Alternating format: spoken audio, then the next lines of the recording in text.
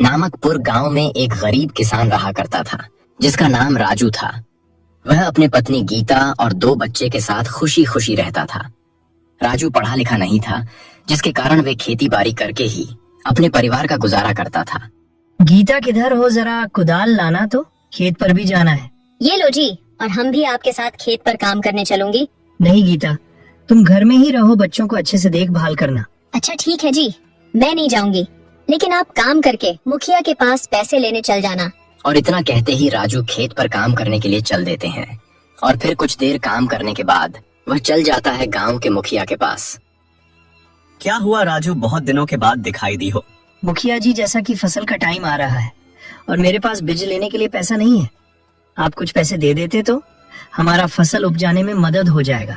देख राजू, तुमने मेरे से पहले भी कर्ज ले चुका है, जिसका अभी तक सही से ब्याज भी नहीं दिया है, लेकिन मैं तेरा ईमानदारी पर पैसे दे रहा हूँ। अगर तुमने 2 महीने के अंदर पैसे नहीं दिए तो मैं तेरा सारा जमीन और घर भी छीन लूंगा। इतना कहकर मुखिया ने राजू को कुछ पैसे दे देते हैं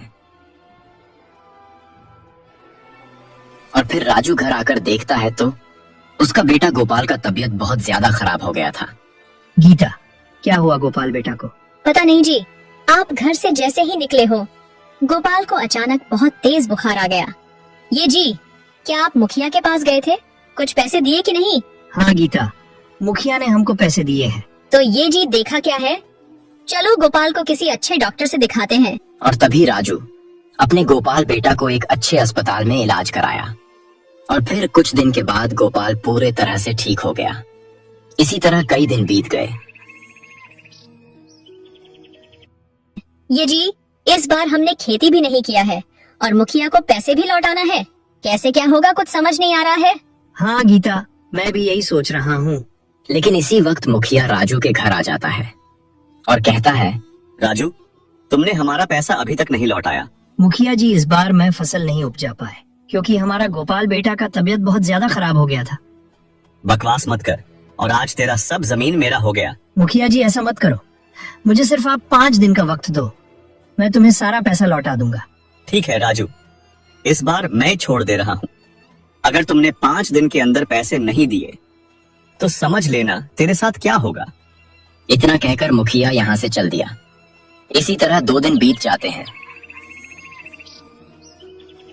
तभी गीता राजू से कहती है, ये जी, इस बार हमने खेती भी नहीं किया है और मुखिया को पैसे भी लौटाना है। कैसे क्या होगा, कुछ समझ नहीं आ रहा है।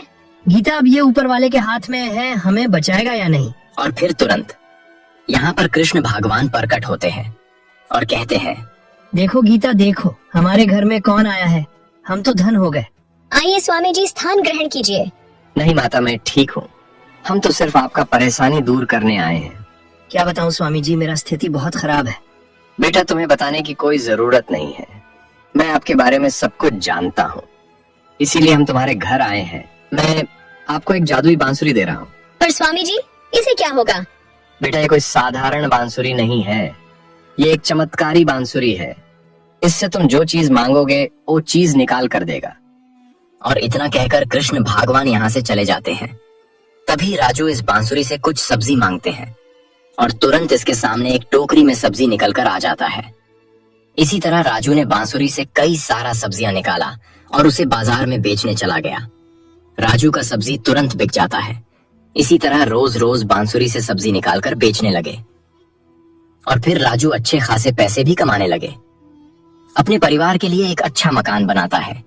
तभी सबसे पहले राजू मुखिया का घर जाकर उसका कर्ज लौटाता है और अपनी जमीन हड़पने से बचा लेता है।